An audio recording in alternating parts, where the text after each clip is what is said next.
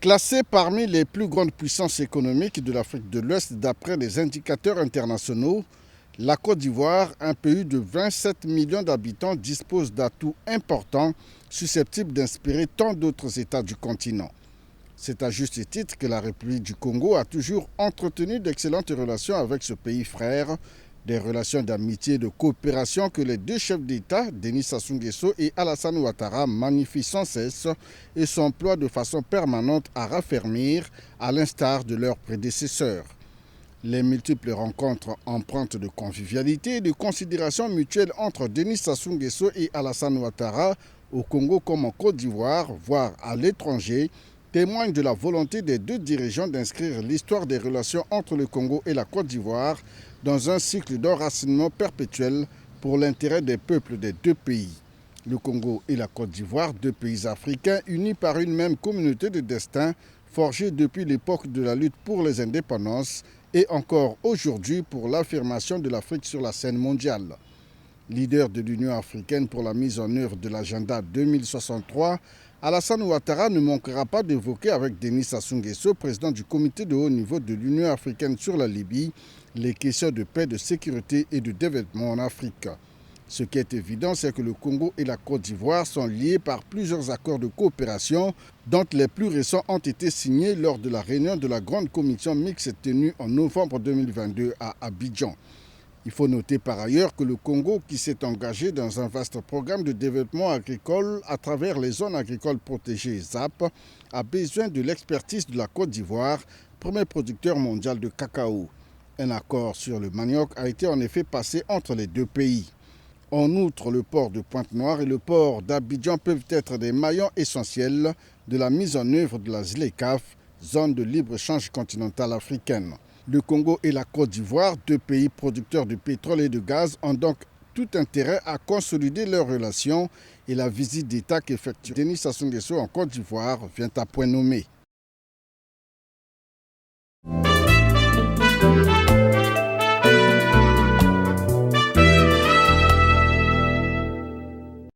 Après 6 jours passés à Brazzaville à l'occasion de la célébration du 140e anniversaire de l'évangélisation au Congo, le représentant du pape François à cet événement, le cardinal Michael Czerny, reçu ce mardi par le président de la République Denis Sassou Nguesso, se dit satisfait des avancées enregistrées par l'Église du Congo. Je suis très content d'être ici comme le délégué officiel du Saint-Père et nous avons vécu un jubilé très beau, très fort, très vivant. Et je pense que ce que je vais dire au Saint-Père, c'est que même si le jubilé, c'était pour se souvenir des 140 ans de l'évangélisation dans le passé, en fait c'est un nouveau départ, c'est un nouveau point de départ. Et que l'histoire qui attend l'Église, le peuple de Dieu au Congo, c'est plein de défis, des possibilités, mais aussi des grâces. Préfet du Dicaster pour le développement humain intégral, le cardinal Michael Czerny a évoqué également avec le chef de l'État les questions de recherche de paix dans le monde, idée chère au pape François. Avec le président, nous avons parlé de 3 ou 4 situations difficiles dans le monde où le souci, la compassion et la solidarité du Saint-Père coïncident avec les démarches du Congo. Et on est content que l'État a fait son grand effort pour chercher et construire la paix. Bon, il s'agit des situations où les parties en conflit n'arrivent pas à commencer l'essentiel qui est le dialogue. Et le Saint-Père, dans tout son enseignement, a insisté que le premier pas doit être l'écoute, après ça la parole et après ça la rencontre. Signalant que le cardinal Michael Czerny, canadien d'origine tchèque, est aussi ministre des Affaires sociales en charge de l'écologie, de l'immigration, de l'économie, de la sécurité et de la santé du Vatican. Il a été ordonné cardinal le 4 octobre 2019 par le pape François.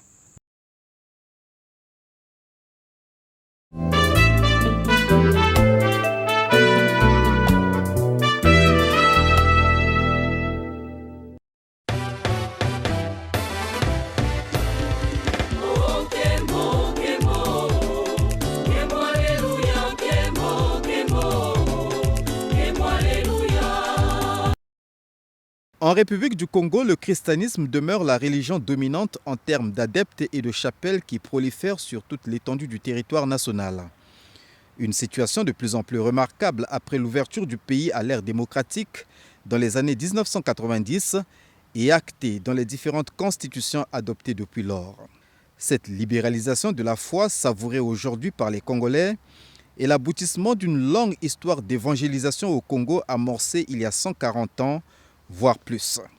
En effet, l'évangélisation au Congo a débuté avec l'établissement du vicariat apostolique de Luango, un territoire missionnaire de l'Église catholique le 25 août 1883. Ensuite, des missions ont été installées à Ouando dès 1897 avant de s'étendre partout dans le pays. Nous avons effectivement célébré les 140 ans, mais si nous faisons un flashback, en réalité, il s'agit de la deuxième évangélisation, parce qu'il y avait eu une première déjà qui avait été tentée par des missionnaires portugais, notamment des Capucins, au XVe siècle. Et cela peut surprendre, mais c'est la vérité. Aux environs de 1492, il y a eu déjà cette tentative d'évangélisation, mais qui, de notre côté, j'allais dire du Congo-Brazzaville, parce qu'il s'agissait de Mbanza Congo et tout ça, là-bas, ça avait commencé, et puis nous, cela n'a pas pris, ça ne s'est pas enraciné. Et c'est la deuxième étape que nous célébrons. Pourquoi? Parce que c'est ce qui s'est enraciné. Ce qui s'est enraciné à partir de 1883. Prospection d'abord en 1881, Monseigneur Augoire, qui est envoyé par Monseigneur Kari, le père Augoire qui deviendra Monseigneur Augoire, et finalement c'est ce qui a pris. Voilà, ce qui a pris avec la porte de Luango, Linzolo, et puis cela a continué. Et c'est ça que nous appelons finalement 140 ans, cette deuxième évangélisation. Tantôt plongé dans une quasi-hibernation de la foi, tantôt libéré des griffes du marxisme-léninisme, l'évangélisation au Congo sous la bannière de l'Église catholique enregistre un bilan mitigé. Je pourrais dire, avec beaucoup de, j'allais dire, pas de réserve, mais d'honnêteté, que ce bilan, nous devons quand même dire que c'est mitigé. C'est mitigé dans ce sens que du point de vue, si l'on pourrait dire du côté positif, eh bien, aujourd'hui, moi qui vous parle, je fais partie des fruits de cette évangélisation. Mais il n'y a pas que... C'est un exemple pour dire que cette évangélisation a pris racine. Il y a eu la conversion, n'est-ce pas, des Congolais. En masse, je pourrais dire. En masse. Et les églises, n'est-ce pas, qui sont sorties de terre depuis les missionnaires et qui continuent, n'est-ce pas, à sortir de terre, eh bien, sont des preuves. N'est-ce pas, de cette évangélisation, partie depuis Luango jusqu'au-delà, n'est-ce pas, jusqu'à Bétou, j'allais dire, jusqu'à Bétou. Et ça, c'est du point de vue, n'est-ce pas, pastoral, du point de vue spirituel. Mais vous le savez aussi, le petit français que nous parlons aujourd'hui, eh bien, et puis la crème, j'allais dire, du pays, la crème intellectuelle, avec un peu d'honnêteté, nous nous rendrons compte que c'est le fruit de l'évangélisation. Parce que les missions ne se contentaient pas, n'est-ce pas, de la parole de Dieu. Il y a aussi l'aspect développement. Et j'allais dire développement mental, voilà, intellectuel. Et les écoles qui ont été construites. Et nous pouvons donner quelques exemples. J'avouais que vous connaissez aujourd'hui, à un certain moment a fait une virée vers le lycée Lumumba, Mais pour mémoire, nous savons que ce sont de grandes écoles catholiques qui ont existé. Parce qu'après les missionnaires spiritains que nous avons eus, il y a eu aussi des religieuses, des congrégations, n'est-ce pas, religieuses féminines qui ont suivi. Javoué, c'est avec sa mère Anne-Marie Javoué. Il y a eu aussi les marianistes avec le lycée que vous connaissez. Je fais ce signe simplement parce que le lycée Chaminade est juste derrière nous, qui avait fait aussi une virée vers, à cause du marxisme, vers ce qu'on appelait le lycée Drapeau Rouge. Hein, mais avant ça, déjà, nous avons eu les séminaires, nous avons eu le lycée de Makwa, nous avons le séminaire Saint-Pédis qui a formé, le séminaire de Mbamou qui a formé, le séminaire de Luango qui a formé. Je dis, sous contrôle, que la crème du pays, parmi les intellectuels que nous avons, le grand Théophile Obenga, que vous connaissez, l'égyptologue, ils sont tous passés par là. Et je peux citer d'autres personnes encore. Hein. Je peux citer d'autres personnes encore. J'oserais même dire que... Oh, mais ils sont partout là, je ne vais pas continuer à citer. Mais la crème du pays est sortie, n'est-ce pas, de ces missions-là, des écoles, des missionnaires. Voilà. Même si aujourd'hui, cette crème, n'est-ce pas, aborde d'autres religions. Pas tout le monde, mais d'autres, certains parmi eux. Mais ils ne peuvent pas oublier cette racine, cette formation qu'il y a eu dès le départ avec les missionnaires. Et il n'y a pas eu que ça. Il y a eu aussi, je peux dire, en dehors de ça, les œuvres sociales et les œuvres caritatives, éducatives et autres qui ont marqué, j'allais dire, ce pays. Vous voyez? Alors tout à l'heure, je parlais de Viré. Il y a eu justement cette intervention du marxisme-léninisme. Ça fait partie de notre histoire que nous ne pouvons pas oublier. Voilà. Et qui a perturbé, j'allais dire, cette lancée qui devrait, à mon avis, donner un bilan beaucoup plus favorable.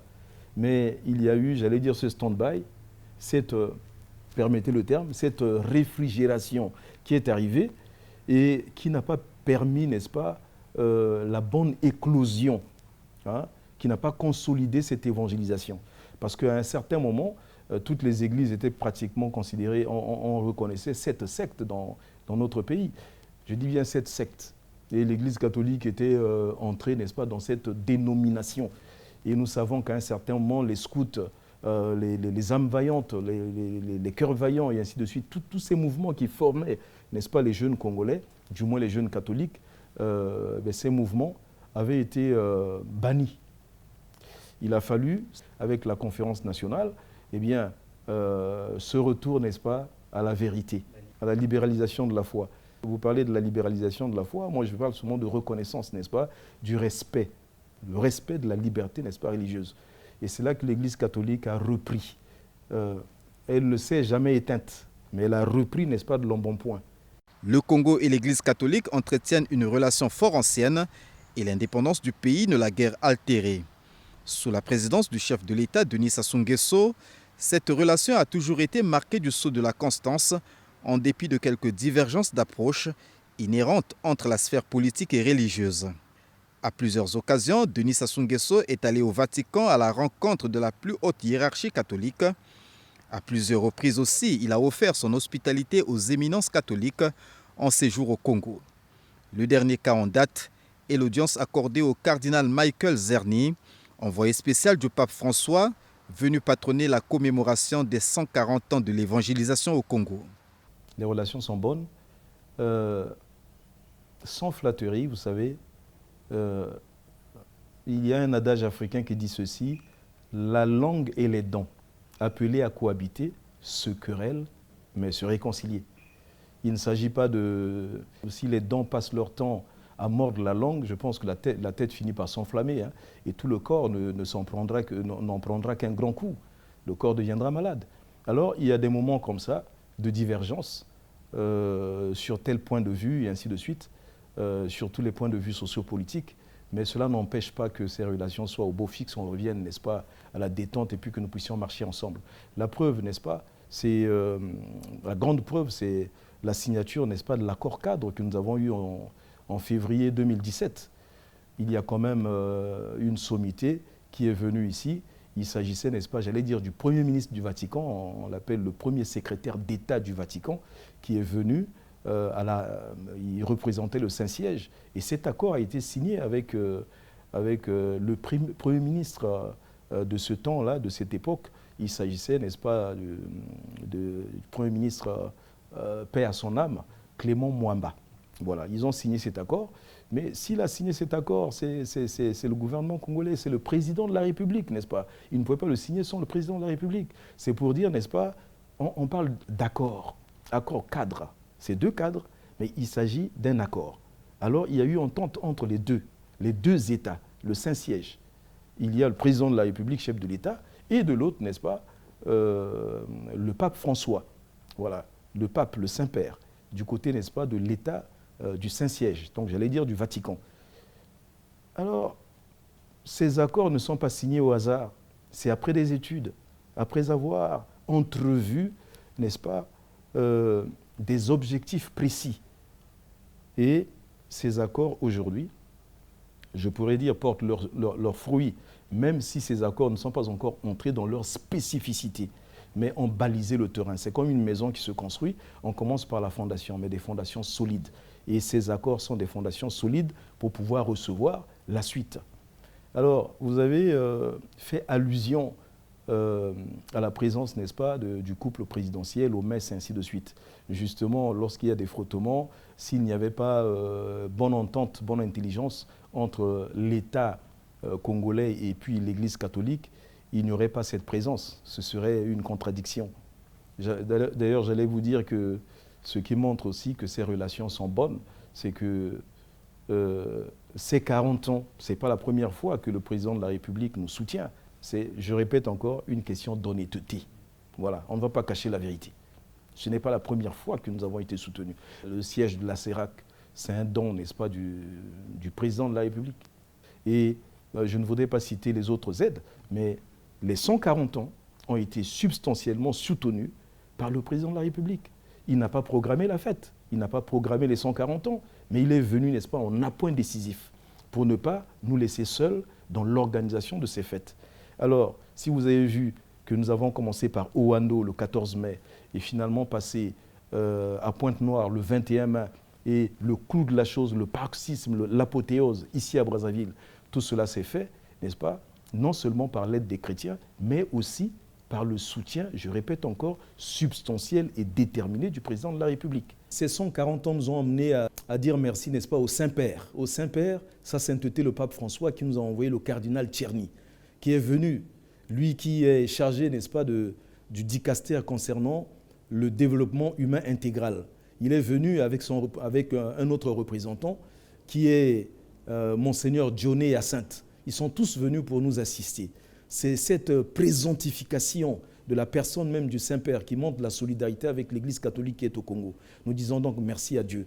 Avec la libéralisation de la foi à partir des années 1990 au Congo, plusieurs mouvements religieux, notamment chrétiens, ont vu le jour. Souvent avec l'Église catholique, la collaboration n'est pas des plus saines.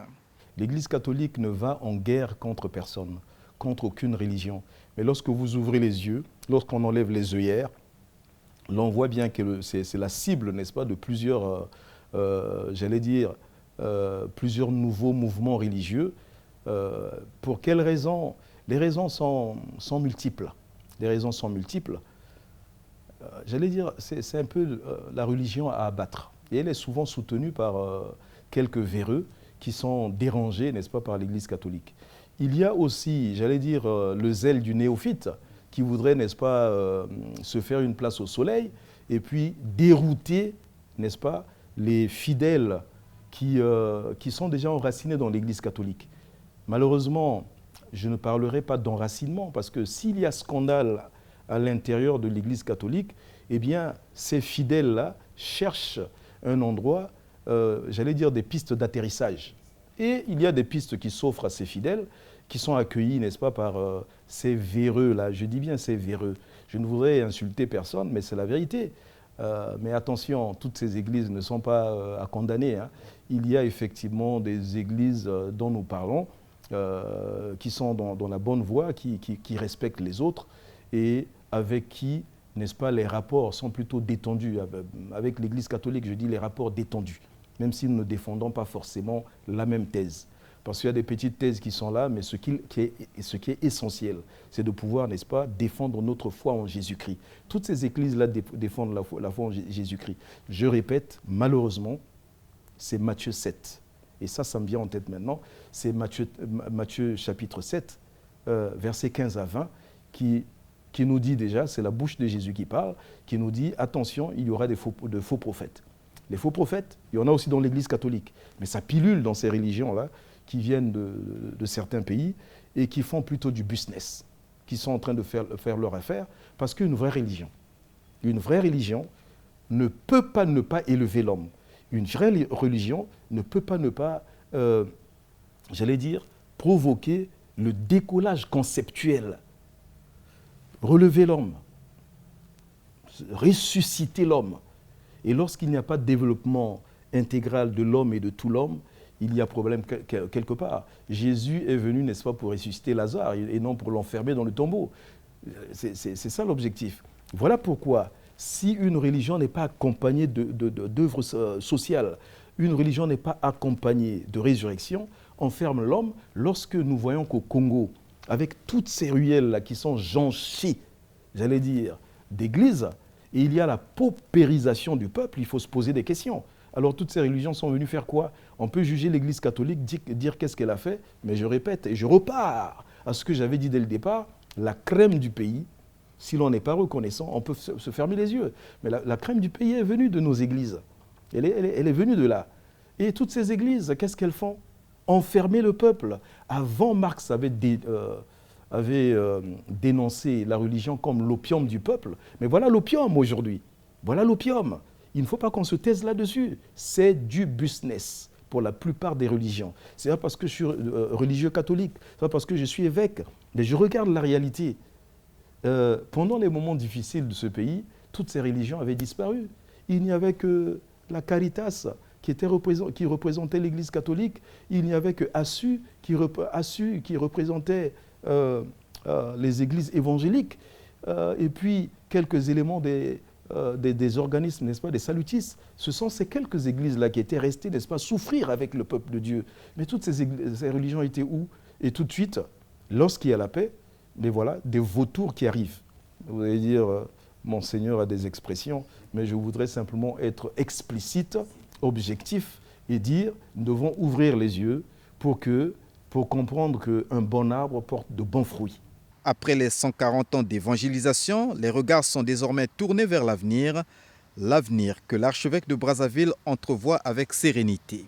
Cette adversité, ce n'est pas forcément l'homme qui ouvre la bouche et qui crie sur l'Église catholique, mais ce sont les nouveaux comportements qui sont en train de naître, qui viennent déranger les familles, qui viennent déranger les habitudes, qui viennent déranger, n'est-ce pas?